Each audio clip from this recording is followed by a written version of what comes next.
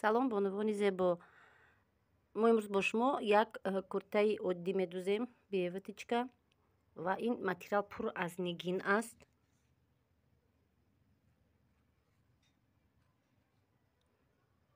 ва чӣ хел нигинаи онро тоза мекунем боз ман ба шумо нишон медиҳам ва даҳани куртаашро гирдшакл ранги ҳарвақтина тайёр мекунем. ана бонувои зебо бисёраш мегӯянд ки меркаро чӣ хел мегирем. барои ин ка ҳозир ман ба шумо мефаҳмонам. аввал аз гардан мана гарданро чен мекунем ки чанд сантиметр бошад ҳамон қадар мегирем. намисол аз мо ҳозир дар ин куртае ки мо ҳозир медӯзем гардан бояд 19 тайёра шавад. ва барои даҳани куртаашро ҳам фаҳмидан аз анам инҷо чен мекунед рост ба мобайн чанде ки биёд аз мо куртамон даҳани куртамон бояд тайёраш 19 биёяд. 19 гардан 19 даҳани курта дарозиш ва кушодиш чанқе ки ба шумо маъқул аст ҳаваям бо чен мекунед. Мисол ай клиентон ки чанде пушад ҳамиша чен мекунед. бонувои зебо манахе гарданро ман ҳозир 8.5 мондам.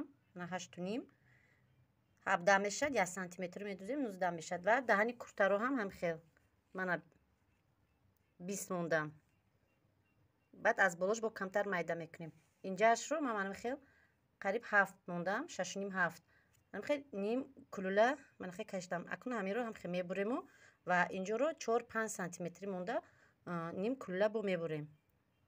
мана аптачкаи мо тайёр шуд. акнун инро ба қад часпонда онро медӯзем ва ин аптачкаи мо аз тарафи дарун мебояд.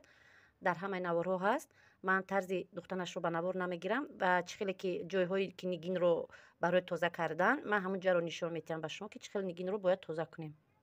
байнашро ёфтем ва инро ман утюг накардам. барои байнашро ёфтам барое ки бо нигинҳо сахттар мечаспад. ҳамхел мелқати кашидам байнашро туғрӣ кардам.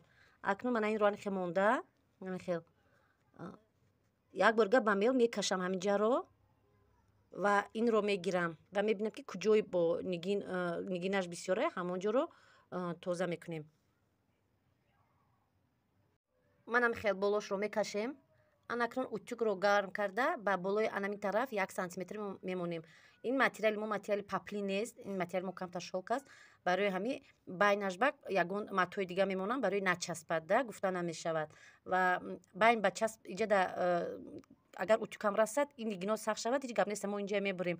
мо анамин қаҷое ки духтанмон дар кора дарз намедорад анаминое бояд ҳозир тоза кунем. анам хел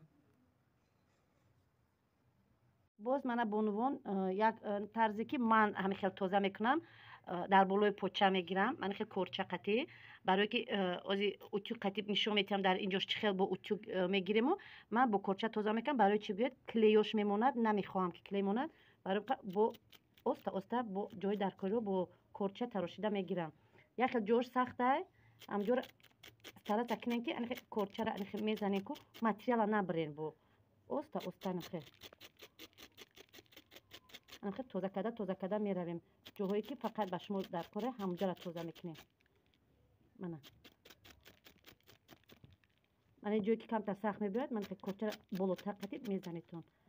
бахшиш ман дар болои почаам нишон додистам барое ки бисёриҳо мехоҳанд ки чӣ хел куртаро тоза мекунад. рости гап утюг қатиам мешавад тоза карда. ман хостам бо ин таршам ба шумо нишон диҳам. анам хел тоза карда рафтан мегирем. ҷои даркоритон мана мели кашидагӣ қатӣ медонед ки чӣ хел тоза мекунем. манам хел тоза карда меравем.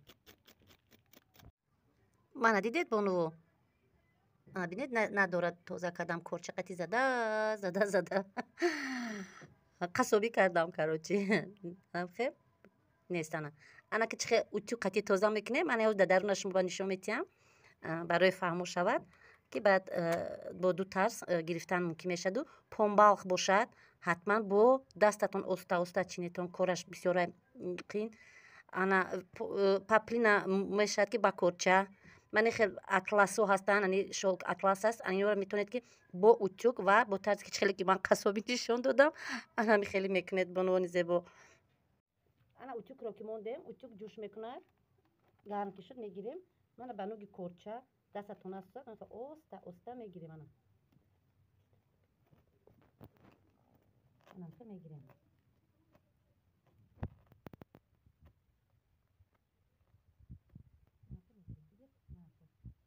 тоза мешавад. анам хел ҷое ки даркория нигинора гирифтам анам оста оста нигинора тоза мекунед. Она вақте нигинора оста нуги корча қатӣ мегиред. Просто камака клеиш мемона, хай бо таги утюкам ҷазир мешаду. Вақте ки бо утюг кардед бисёр, клеашро мегирад, инҷа он қадар сафедии клей намемонад. Акнун ман оз даҳани куртаро часпонда, куртаро медузам ва ба шумо тайёрашро нишон медиҳам. мана бонувони зебо, куртаро мо тайёр кардем. Тарзи духтанашро ман ба шумо навор нагирифтам, барои ки куртаи мо ҳам хел оддӣ, ранги ҳарвақтина, ягон ҷои қиниш нест. Ҳамин тарзе ки чӣ хеле ки нигинро гуфтед гирифта мешавад, нигиноро нишон додам бо ду тарз, бо утюг ва бо тарзи усули ман бо корча қассобӣ. Фақат илтимос эҳтиёт шавен, бо ягон ҷотонро нахарошен, мақсад ягон ҷо куртая надаронен.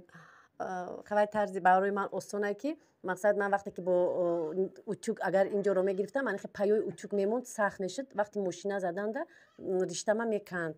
барои ин ман утюг қатӣ нагирифтам, ба шумо просто нишон додам. Ҳамаи ҳамин нигиное ки шумо дар ҳамин ҷо мебинед, ман онҳоро бо корча гирифтагиам. ана бонувои зебо, ина нигинои кандаги мара дид. ҳамаи ҳамино ман трошидам, бовар мекунед. Оли фақат ай курта ҳаю, ай остин. Олиҷа бо эзорш давом дора. Ягон кас бинам мега ки оли дузандо ҳамаи нигиноро мекананд, мепартанд. Бовар кунед, фақат ай ҷои дардоштай. Дидед чӣ хел бисёрай? Мана дидед чӣ хел нигина дар он ҷо чӣ хел бисёр буд? Бо ҳам қага нигина дора. Куртаи мо бе вытычка ҳай, не вытычкаи барисина, не аз пеш, не аз таги каш. Куртаи оддӣ, остиношам оддӣ, бе ягон хел резин. барои ина ягон хел намуд када намешава. Барои ина пешида ягон чӣ кардам, ҳамаира кандан дар корай. Ё барои вытычка кардан ман маҷбур мешудам, ки ҳама инҷои метарошидам. Все равно паиш мемонад, ку безеб мешава.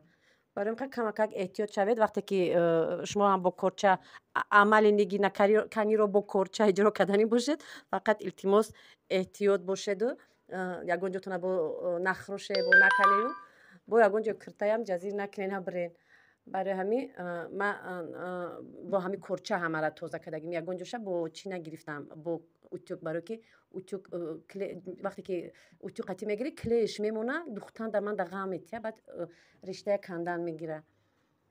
бонувони зебо, агар ягон ҷош нофаҳмоӣ бошад, дар комментариҳо ба ман нависонед. имконият ёфтам ҷавоб мегардонам. ба ҳама раҳмати калон, ки шумо наворҳои маро тамошо мекунед.